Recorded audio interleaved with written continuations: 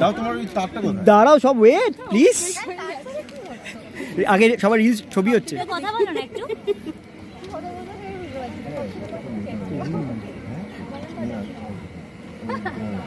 Broom this না। বিশ্ব broom না মা, বিশ্ব বুম আসছে। মেঘ অঙ্কিতকে কেমন লাগছে? কেমন লাগছে? ছবি করবো তোমার কেমন লাগছে? মানে মেহেকের কেমন লাগছে? মেহেক তো অঙ্কিতকে ভালোবাসে বলে এটা কোনো মানে হয়তো অ্যাকসেপ্ট করেই নিয়েছে। প্রচুর নাম করলে, প্রচুর পরিচিতি বাড়লো, ঠিক সঠিক এই ফাংশনে যেটা হয় না। আমার পর্ব সেলিব্রেশন একটা বছর খুব ভালো আছি। এক বছর ধরে তোমরা এত ভালোবাসা দিয়েছো বলেই আমরা এত ভালো আছি। মুখের এই হাসিটা শুধুমাত্র তোমাদের জন্যই। তো আজকে আমাদের এক বছর সেলিব্রেশন, কিছু বলো স্যার বলুন। আমার তো দারুণ লাগছে, মানে শীত পড়ছে তারপর সেলিব্রেশন হচ্ছে, পিকনিক পিকনিক সত্যি একটা পিকনিকের ব্যাপার। মানে আমরা মনে হয় পিকনিকটা শুরু করলাম এবার। আর জমজমাট খাওয়া দাওয়া হয়েছে তো? একদম বাঙালি খাবো না, বাঙালি তো মানে খাওয়াটাই মেন একদম, মানে সবার প্রথমে খাওয়া ছাড়া কিছু নেই। আর আমি তো তখন থেকে পেটে হাত বুলিয়ে যাচ্ছি এমন খেয়েছি। ওভারডোজ হয়ে গেছে বলে। হ্যাঁ মানে অ্যাকচুয়ালি খুব ভালো লাগছে আজকে ওয়েদারটা খুব সুন্দর। এবং আমি 2 থেকে 2.5 মাস পর আবার ভাত খেয়ে নিলাম, এবার পেটটা কেমন করছে তাই। মানে এত পরিমাণ ডায়েটে থাকবো মানে না, এবার শুরু করেছিলাম ঠিকঠাক করে ডায়েট করা, কারণ আমার করা হয় না। না এবার একটা কথা বলি, প্রত্যেকদিনই ভাবি আজ থেকে ডায়েটটা করব। সকাল থেকে একদম রাত অবধি, সকালে ব্রেকফাস্ট থেকে শুরু করে ডিনার অবধি খুব মেনটেন করলাম। ডিনারের পর আমার একটা হ্যাবিট আছে, কিছু একটা মিষ্টি খেতেই হবে, সে আইসক্রিম হোক, মিষ্টি হোক, চকলেট হোক, কিছু একটা, যার জন্য এই গালের আমার এই রেশ। সেটা হচ্ছে মনের খিদে বলা যায়, পেট ভরানোর খিদে নয়। না মনে খিদে অল্প। হ্যাঁ তুমিও তো জানো মানে আমি কোন লেভেলে মিষ্টি খেতাম। আমার পকেটে সবসময় চকলেট থাকতো, ব্যাগে একটা বড় চকলেট থাকতো, আগে আমি রেগুলার একটা করে চকলেট খেতাম। অনেকবার দেখেছি। হ্যাঁ এখানে দেখেছো, বারুইপুর রাজবাড়িতেও দেখেছো। হ্যাঁ একদম। কিন্তু আমি এখন মিষ্টি খাওয়া ছেড়েছি, আজকে আমি মিষ্টি খুব কম খেয়েছি। আমি কিছুতেই পারছি না জানতে, সত্যি পারছি না। একটু আমাকে গাইড করে দিও কিভাবে ছাড়ো। তুমি ছেড়ে ফেলেছো তো? হ্যাঁ প্রায়। আমাকে একটু গাইড করে দিও। মিষ্টি খাওয়া ছেড়ে এত মিষ্টি লোক, মিষ্টি অভিনেত্রী। ওই তো আগে খেতাম সেজন্য হয়ে গেছি। এবার বলো একটা বছর জমজমাট, মানে একটা হিউজ টাইম তো স্প্যান, কেমন লাগছে? আমার একদমই মনে হচ্ছে না 1 বছর হয়ে গেল।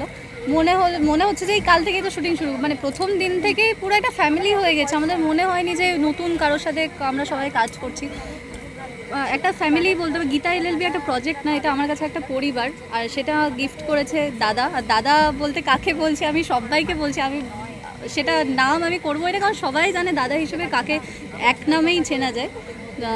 তো তার আশীর্বাদ ছাড়া এটা হতো না। আর মেহেক কোনোদিনই মেহেক হয়ে উঠতে পারতো না যদি দাদার এই আশীর্বাদ না থাকতো, সেই গাইড না থাকতো। উনি টিচার আমাদের, এইটা খুব কম আমাদের প্রজেক্টেই পাওয়া যাবে যে গাইড করে দেন। আমি তো একদমই নতুন ছিলাম, কিন্তু উনি এমনভাবে গাইড করেছেন প্রথম দিন থেকে। অনেক ভুল, এখনও ভুল করছি, প্রত্যেক দিন ভুল করি, বকা খাই, তবু মানে ওনাকে ডিস্টার্ব করতে ভালো, দাদা এটা কী করে করবো, দাদা এটা কী করে করবো। আর উনি তো জানেন কোনটা বেস্ট আর কি।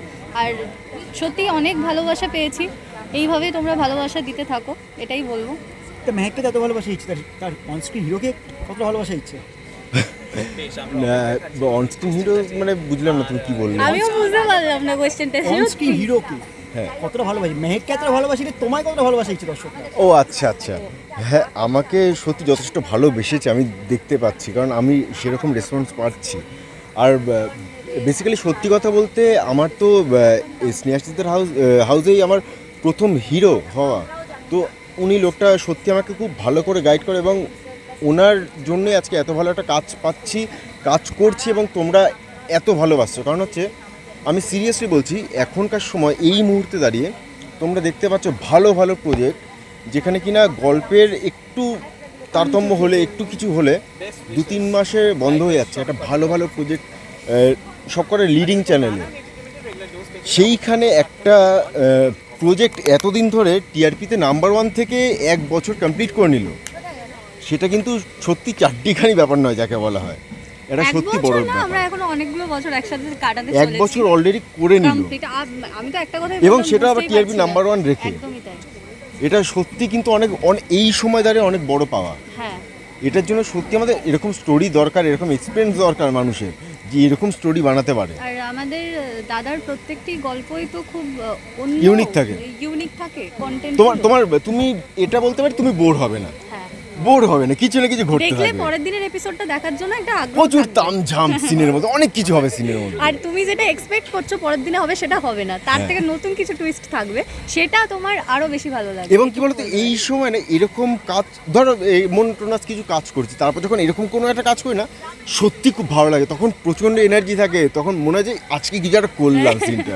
এবং তোমরা যখন সকালবেলা সেই ভয়েস কলটা পাও মর্নিংয়ে, সেটাও তো খুব এনার্জেটিক হয়ে যায়। হ্যাঁ, তখন এনার্জি ভয়েস যেটা আমাদের Voice সিন message। থাকে, ভয়েস সিনের ভয়েস পাই আমরা, ওটা শোনার জন্য ঘুম থেকে উঠে আগে দেখি ভয়েস এসছে, ওটা না শুনলে দিন দিন বান যাতা হয়। এবার এটাই কি বলতো, হচ্ছে আমরা কথা। এইভাবে কাজটা করতে পারি, যখন এত ভালো করে নিজের মন থেকে কাজটা করতে পারি না, তখনই তোমাদের ভালো লাগে এবং তখন তোমরা সত্যি আমাদের ভালোবাসো। এবং সেই জন্যই কিন্তু আজকে গীতা গীতা হয়ে উঠেছে, মেহেক মেহেক হয়ে উঠেছে। এবং আমার তুমি গীতা বলেছো। বৌদি, না, আমি তো গীতা বৌদি, গীতা বৌদি। গীতা বৌদি যেখানে, মানে গীতা যেখানেই যায় হিয়াদি, সেখানে এখন সবাই তাকে গীতা বৌদি বলে, যেহেতু আমি বলি, ও আগের দিনও বলছিল। তো তো এইবার সত্যি আমরা এইভাবেই তো এক একজন উঠছি না, তো তোমাদের কাছেও অনেক ধন্যবাদ, আমি দাদার কাছেও অনেক কৃতজ্ঞ, কারণ এত ভালো ভালো প্রজেক্ট এই সময় দাঁড়িয়ে চালাচ্ছে। এবং তোমাদেরও বলছি, তোমরাও খুব ভালোবাসা দিয়েছো, সত্যি আমি তোমাদের কাছে অত্যন্ত কৃতজ্ঞ। এবার থ্যাংক ইউ। বলো এই মুহূর্তে এই অন্দরমহলে কি চলছে? শুটিং চলছে, মানে মানে বলা যায়, বলো সেই শুটিংটা চলছে, কি চলছে যে একটু মানে মানে just কি hints দাও। কি কি জানতে চাইছো তুমি, সেটাই যতটা বুঝতে বলা পারছি। যায় গল্প। গল্প, গল্প, হ্যাঁ যতটা বলা যায়। গল্প কম বেশি সবাই জানে এখন কি চলছে।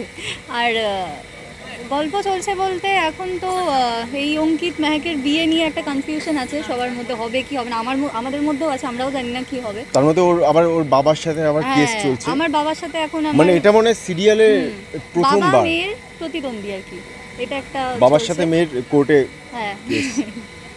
তো এই বিষয়গুলোই তুমি সব কটা গল্পে পাবে না, তোমার এই বিষয়গুলো যদি জানতে হয় কি হবে পরবর্তীকালে, তাহলে তোমাকে দেখতে হবে গীতা LLB প্রতিদিন সন্ধ্যে 6:30টায় শুধুমাত্র স্টার জলসায়। Thank you.